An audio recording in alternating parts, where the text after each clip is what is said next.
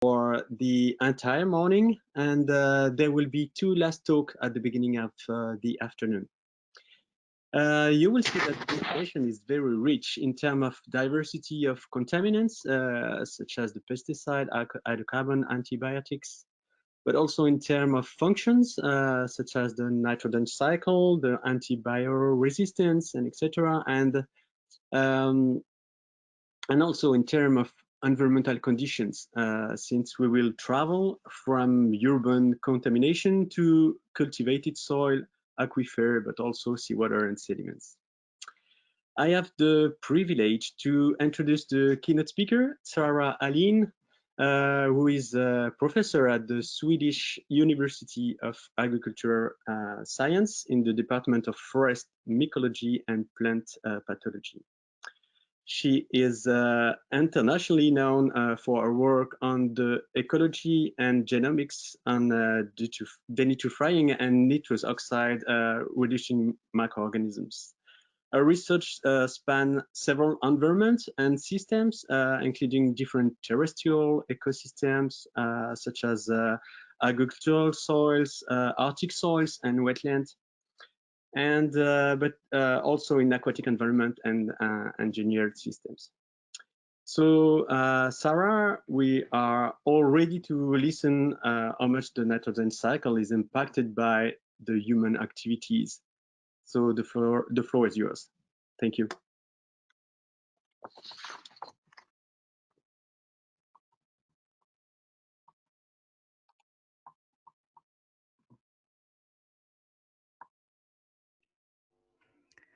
Hi all, and welcome to my talk, Microbes and Nitrogen Cycling in Contaminated Soil, Dealing with Additional Stress. And thank you to the organizers for giving me the opportunity to present this work at the conference. Soils and soil functions are under pressure. Disturbances can alter soil biodiversity and functioning. In addition to that, we have climate change that adds additional stressors to soils. Disturbances or stressors come in different types. We have pulse disturbances that come as single or recurring events. And then we have press disturbances, where you have a disturbance that lasts over a longer period of time. So what are good indicators of these types of disturbances? Well, when it comes to soil quality, there's been multiple studies showing that microbes are good indicators of soil quality.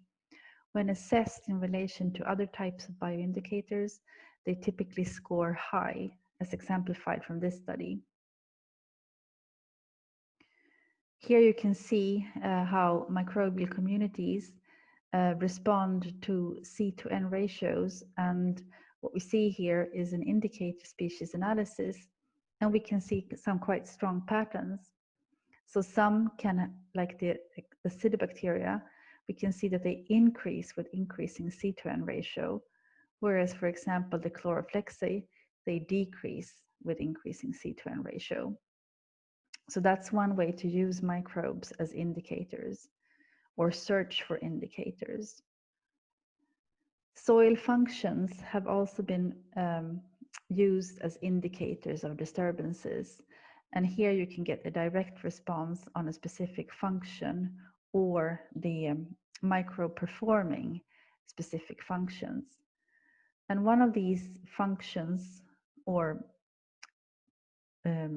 but not one, but multiple functions, you can find in the nitrogen cycle, which has frequently been used as indicator of disturbances of different types. So here you see a simplified nitrogen cycle, and I have taken specifically processes that we are interested in and that I will present data in this talk. So on the top there you see the process nitrification in blue, where we have ammonia oxidizing archaea and ammonia oxidizing bacteria that are performing ammonia oxidation. And then you have the nitrite oxidizing bacteria that oxidize nitrite to nitrate. So they can be used as targets, and there we have the key genes catalyzing reactions in these transformations that are the target we use. We have denitrification, which is anaerobic respiration, so nitrate reduction to nitrite, nitric oxide, nitrous oxide, and nitrogen gas. And in this pathway, there are multiple target genes that can be used. And then finally, we have nitrogen fixation, where nitrogen is fixed. And here NIFH is the key gene catalyzing this reaction. So one example here is from a contaminated site where we looked at the denitrification gene abundance, the abundance of near S at this site. So this is an old industrial site that is going to be transformed into housing areas and offices and other types of land use. And we sampled across the site, and the pie chart here shows how much different factors were explaining the variation in abundance across the site. And you can see here that the toxic pressure of the metals, copper, zinc, and lead at the site, so the combined toxic pressure of these metals explained some of the variation. The soil properties also explained some of the variation, but a large part of the variation at the site was actually unexplained. And in fact, you see here we have quite high abundance of near S genes, and this is very close to some areas here where we have also the highest contamination levels, whereas here we have low abundance. For example, you see very small dots here of near S abundances, and there the contamination was quite low. So it's not easy to interpret this type of data.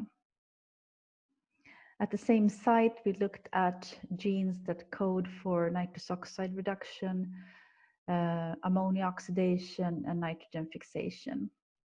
And we see basically the same picture, that we have a very large unexplained variation in the data set.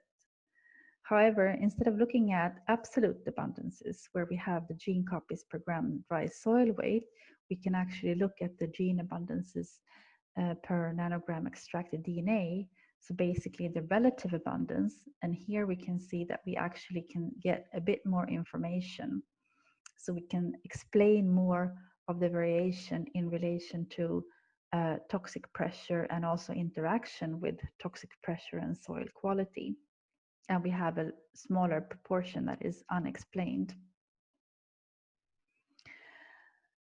But as I said, these type of measurements, endpoint measurements, can be quite difficult to interpret. Well, microbes can of course have resisted the disturbance, so we don't see an effect because they simply resisted or they are not affected. Maybe the time since this disturbance happened have allowed the microbes to recover, and therefore we don't see any effect. The pollution can also have induced tolerance. So chronic exposure a long time ago could have induced tolerance. So when we expose these organisms to new contaminants, they don't react. They are already tolerant. And we can also have a contaminant effect that depends on soil properties, and therefore it will vary depending on soil type and location.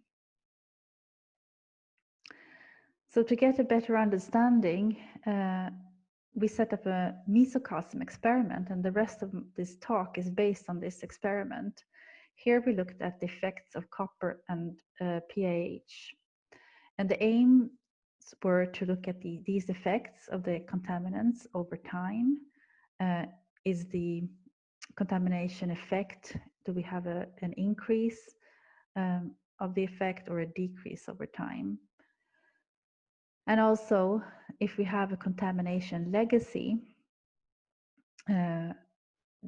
does this affect how the microbes cope with the new stressor? So the experiment was set up, as I said, as a mesocosm experiment outdoors.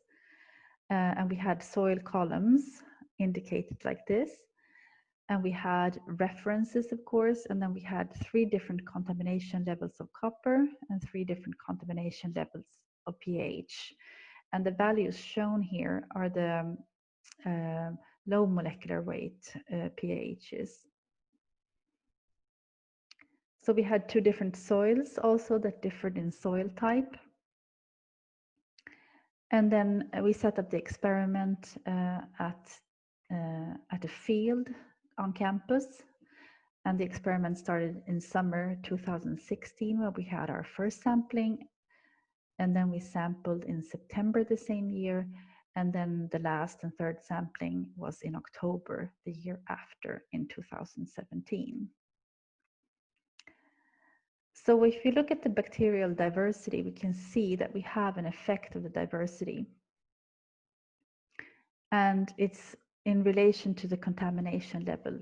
So here we have the references of the 2 soils, and then we have increasing contamination level. So blue is the Krusenberg soil and red is the non-tuna soil. And throughout all these graphs, you will see that the Krusenberg soil is always the one that is more severely affected by contamination. So in the upper panels here, we have the effect of copper, and we can see that the effect of copper on bacterial diversity increases over time. So 1 year after the experiment started, we have the lowest diversity in both of these soils. We see a similar effect with the pH, but the effect is not as severe as in the copper contaminated soil.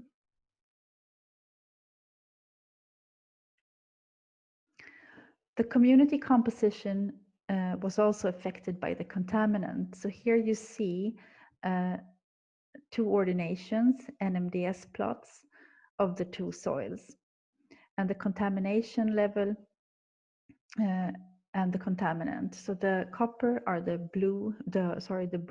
brownish symbols, and the pH are the purple symbols. And the uncontaminated, the control or the reference, are the gray symbols. And we can see, as exemplified in this soil, that we have the start are the circles, and at start we have all the soils very similar. But then we have a trajectory here. So the copper contaminated soils over time gets more and more different. And also the pH contaminated soil also gets more different over time and with increasing copper pH concentration. So it's both a time effect and a concentration effect. We see a similar pattern in the other soil where we have trajectories over time, and with the highest copper concentrations, the community is the most different, and also the ones with the highest pH concentration. So both diversity and composition was affected by the contaminants, copper and pH. The effects increases with time, but the sensitivity of the composition and diversity depend on soil type. So we have a much stronger effect in one of the soils compared to the other. So if we look at now, what are the effects, what microbes are affected? So here I'm showing these effects on a heat tree. And basically what we have here, this is the tree with a code, which you probably cannot read, but here we find all the names of the microbes that show that have changed, that are in our data set. And then in the heat trees above, we see for the 2 different soils and the 2 different contaminants, we see the ones that have a log-fold change from in relation to the reference soil. So the blue means that we have a log-fold change of increasing, and the red that we have a decreasing compared to the reference. And we can see that we have in the copper contaminated soil up here, we have quite a lot of decreasing in this soil. less so in the other soil. So we see a clear soil effect, and the same with the pH. We have a much stronger effect on the microbes, significant changes in this soil, the Krusenberg soil. And just to highlight here, I've circled microbes that are involved in nitrification, this function that we're interested in. So here we have the nitrous monadalis, for example, and here we have the nitrospira, and they are affected, both of these, in this soil, the Krusenberg soil, independent of contaminant type, whereas in this soil, we see only that the nitrous monadalis, so the beta proteobacteria involved in ammonia oxidation, are affected negatively by the contaminants. So when we look at these functions, then we targeted these functions also that I talked about before. So nitrification and denitrification were our target functions. So if we start here with the ammonia oxidizing archaea and the nitrospira nitrite oxidizing bacteria, we can see that both of these decreased. So here we have the two soils, blue and red. And we see the blue soil is the one that has a lower abundance and is more affected by the contaminants. So this is the copper.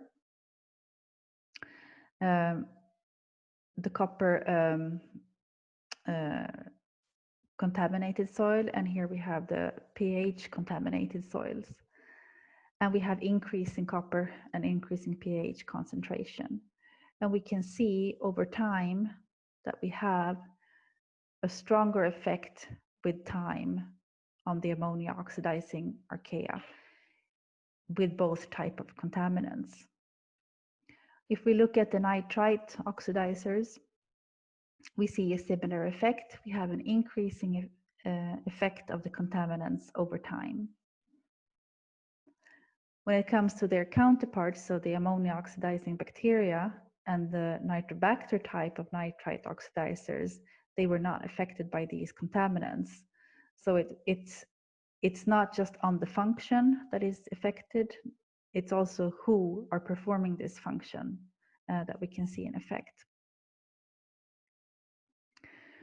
This was also reflected in a decrease in ammonia oxidation rates, and this we only measured at the end of the experiment, so in 2017. And here we can see that we have a negative effect of the contaminants, both copper and pH, on ammonia oxidation rates. And they also depend on the contamination levels. So at the highest contamination, we see a clear negative effect. For copper, we see that in both soils, but for pH, we only see that in one of the soils.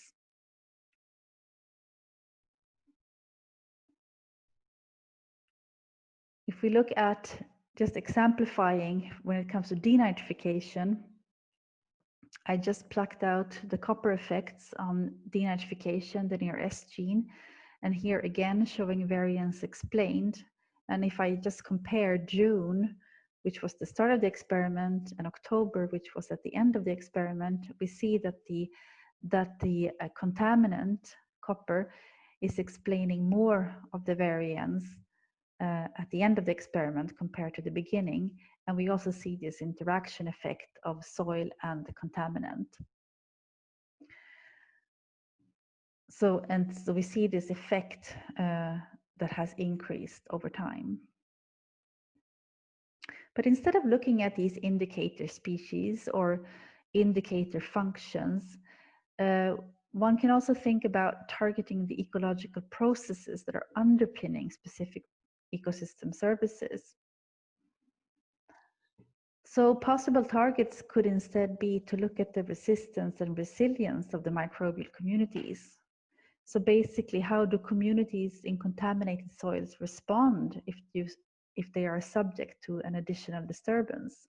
And how would this vary over time? And do different functional groups exhibit different response types And does the type of disturbance or disturbance history matter?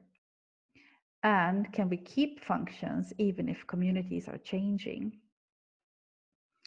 So what we did then was using this same, using the soils from this field mesocosm to go further and look at what happened with these soils if they are subject to additional stressors. So we took those soils and then we decided to set up a drought experiment with soil from the field mesocosms. So what we did was we took the reference soil and the pH and the copper contaminated soils, and then we kept them constantly at 60% water holding capacity. So that's our control, where we just have a constant environment for these soils. And then we took the same soils and we stressed them with 3 drought periods, as shown in this scheme. So we have the control that is just continuously kept at 60% water holding capacity during 44 days.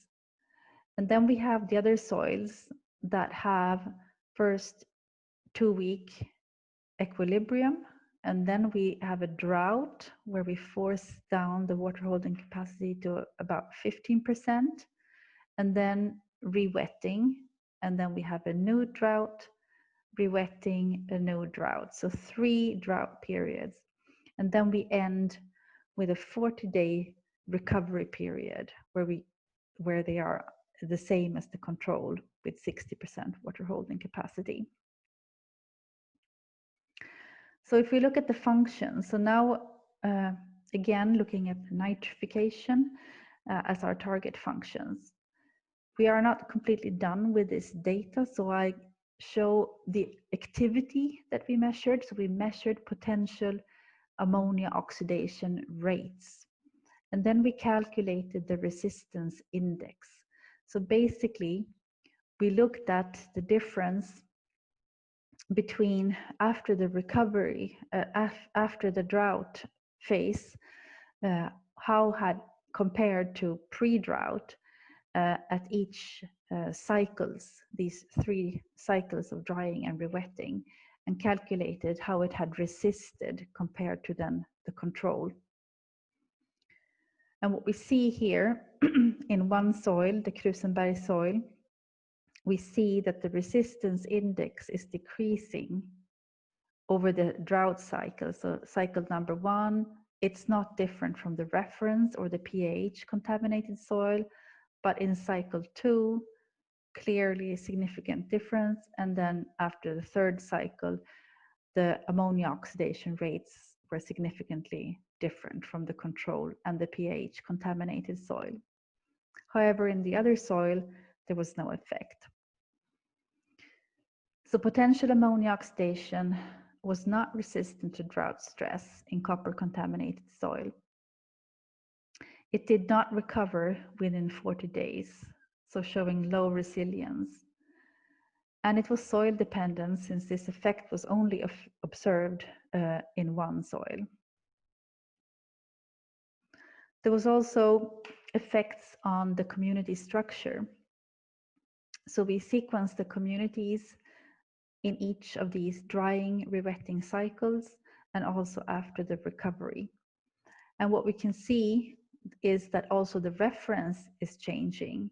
So here we have the Krusenberg soil, and we see that the reference, if we have the first cycle here we have the 2nd, 3rd, and the recovery phase. So we have a trend of change also in the reference when we subject them to drought. And we see small differences between dry rewetting and those that are under constant 60% water holding capacity. However, in the contaminated soils, and especially in the copper contaminated soils, we see a clear difference between those that are under constant water holding capacity and those that are undergoing these drying and rewetting cycles. So here it's not just the incubation effect, Here it's actually the effect, we see a clear effect of these drought stress periods. And you can see here are all the ones that are under constant, and up here you see those that have undergone these cycles of drying and rewetting. The pattern is, we observe the same pattern when we have the pH contaminated soil. In the other soil, the pattern is less clear again, so we have much stronger effect in one soil type. If we look at the Sørensen similarity index, where we then compare the constantly kept soil versus the one undergoing these drying, rewetting cycles, we can see that actually the reference soil is not, in any of the two soils, is not changing. We see a decrease with time in the Krusenberg soil that is contaminated with pH. And in the copper contaminated soil, we see that the similarity index is going down with time. So it's not recovered. It has become different. And the effect with copper was also observed in the other soil, the non-tuna soil, but again, not as strong as in the other soil. So we have significant effects of drought periods on bacterial communities in copper contaminated soils. So what are the responses here? Well, after the recovery, we looked at how resilient were these communities in these two soils. And again, here we can see the log-fold change in these heat trees. So we can see that the reference soils here to the left, we see less effect of sort of bacteria that are not, that have changed significantly, decreased or increased. We have not much effect on the reference soil, but on the copper contaminated soil, we see strong effects, and to some extent also on the pH contaminated soil. So some final remarks.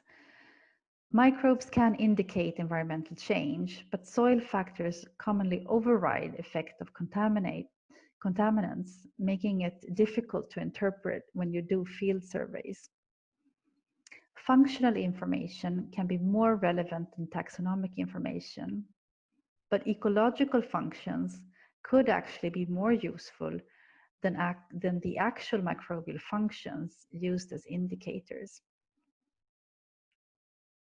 I want to thank people in my team, Chris Jones, Lynn Berkelund, a master's student, Maria Teresa, an intern, Lea Wittorf, PhD student at that time, and Daniela Melado, also an intern.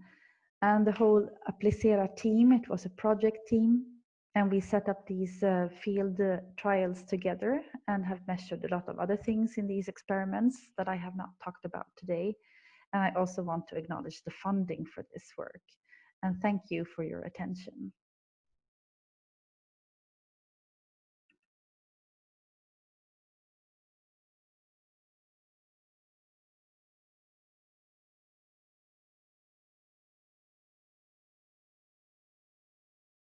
Thank you very much, Sarah. Is there any question? Don't forget to raise the hand.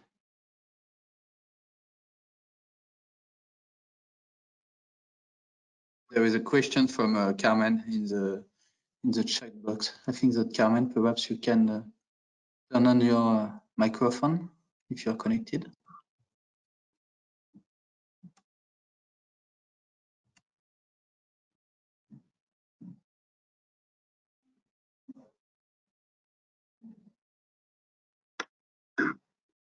If not, I can the question.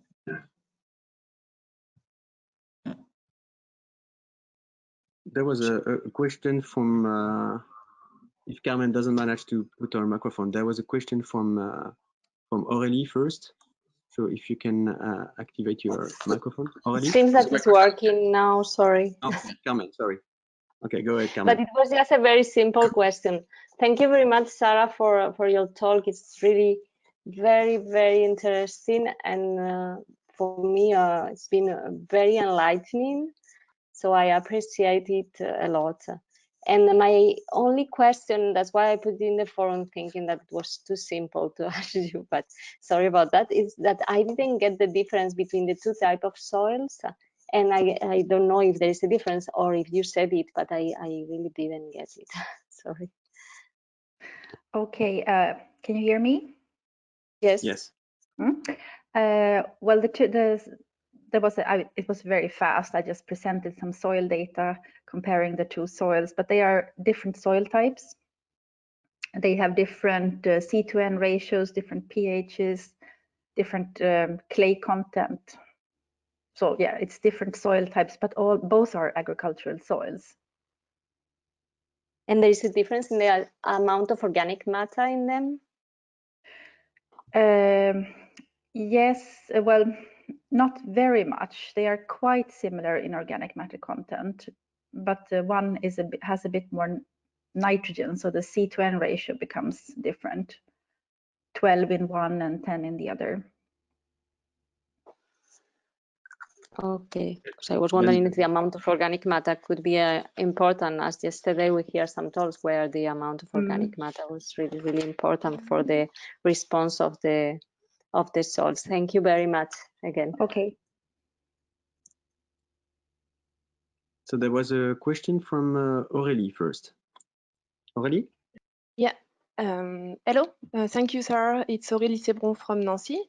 I had a question about your pH concentration along the experiment, because you said that after 16 months you get still an effect on the bacterial community, but there is still pH in your soil, or they have been degraded? Yes, I didn't present the chemical data. We had lower concentrations of pHs at the end of the experiment, but I don't have that in my head now, how much it had decreased. But I know that we had a decrease, and the copper concentration remained basically the same. Yeah. Okay. Yeah. Thank you. Question after from Annette Vera. Yes, hello. Thank you very much for this presentation and the interaction between chemical stresses and physical stresses. It's very interesting. My question was, if you have done the inverse, for example, first Drought stresses and after chemical stresses, do you think that you should have different results on the so what do you think? Yeah, that's a very interesting question, and I think there are some studies that have shown that the order of stressors also matters, like which stressor comes first, if you have a drought and then a contamination or vice versa. And so I think that's a very interesting additional experiments that could be done, but I don't know in this case. But we are starting a new project next year, so with a PhD student, so we might go in that direction. Yes, behind that question, it was also about the difference between the soils, perhaps microbial communities between these soils. For example, with clay, difference in clay could have respond differently with the Drought stresses. Yes, and after, yes, absolutely. Thank you very much.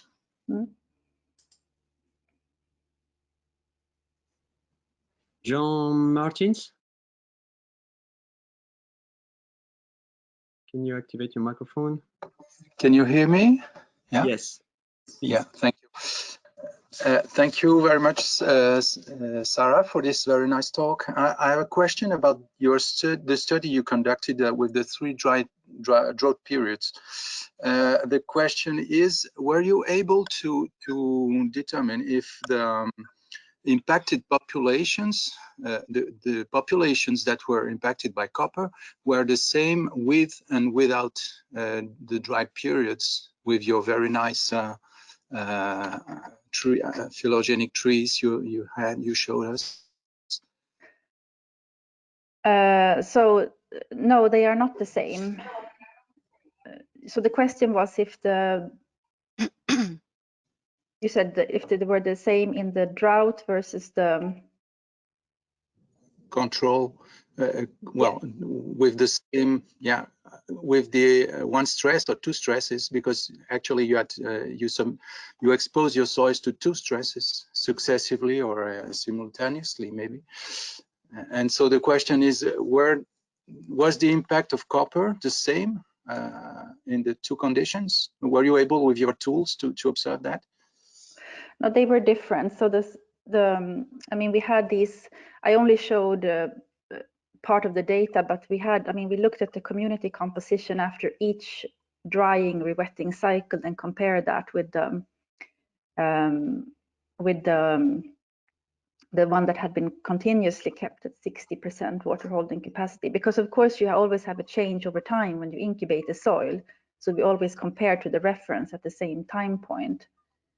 And then we can see that they are clearly becoming different over time at the different time points. Okay, thank you. Behind this was the fact that when you perform wetting drying cycles, of course you affect principally the populations which are sensitive to the presence of oxygen, and mostly the populations involved in the nitrogen cycle usually. Yeah. So the effect should be different on these nitrogen recycling populations by copper. Thank you very much. Okay. So I had a question, actually a general question. One indication of the disturbance of an ecosystem is will be to have a look at the redundancy of the genes in the community. That may be an indicator of the ability of the community to keep the function, you know. So by knowing who is having the potential to perform a specific function, by looking at the DNA genes of the community and how many bacterial species are able to perform this function, then we will be able to give an indication of the redundancy of the genes, you know, across species, and how much the system can answer to an additional perturbation. So isn't it better the redundancy of the genes in the community that may be used as an indicator of the disturbance, rather than the effect on the community structure, the direct effect of increase and decrease, you know, that of the activity that happen in the natural condition, whatever? Yeah, so if I understood your question, you think it would be better to look at the composition of the functional groups? Exactly, yeah. So yes, we didn't do that in this case. But even more than this, it's more the genes that are present in the community. For example, if you want to keep a function, you just check that this function is you can find it in different species, and then you can say that the system is having a better response to the disturbance, you know. Yes, it could potentially have. It's like a kind of insurance that you have a higher, if you have a higher degree of redundancy. For that, I mean, you would have to look into exactly who is carrying these genes, and looking at the diversity, the composition of all the, for example, if you look at the ammonia oxidizers, you would like to know how many different types of ammonia oxidizers you have, so that you're not just depending on 2 or 3 very dominant populations, for example. Okay. So absolutely, I agree. And in this experiment, we didn't do that. We didn't sequence any of the functional groups. We only went for the total abundance. And I didn't show that data, but we also have the abundance data from the different during the drought periods as well. But we haven't analyzed that data yet. But I agree, it would be very nice also to look at the differences in the composition. We normally do that, but here we just did for the overall bacterial community. Okay. But it's a good point. Thank you very much, Sarah.